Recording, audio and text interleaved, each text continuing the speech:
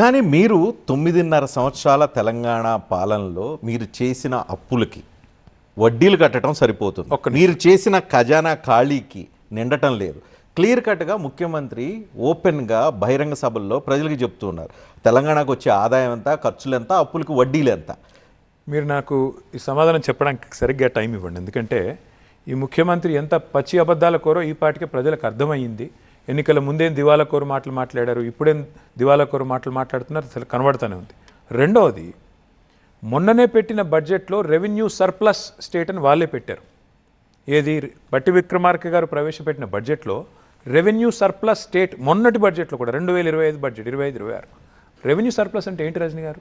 అంటే మీ ఆదాయం, మీ సొంత వనరులు ఏవైతే ఉన్నాయో స్టేట్ ఓన్డ్ ట్యాక్స్ రెవెన్యూస్, ఆ ఆదాయంతో అప్పులు కట్టంగా, మిత్తిలు అంటే వడ్డీలు కట్టంగా, జీతాలు ఇవ్వంగా, పెన్షన్లు ఇవ్వంగా, సబ్సిడీలు పోను స్టిల్ రెవెన్యూ సర్ప్లస్ ఉన్నామని చెప్పి శాసనసభలో బడ్జెట్ పెట్టినప్పుడు చెప్పారు.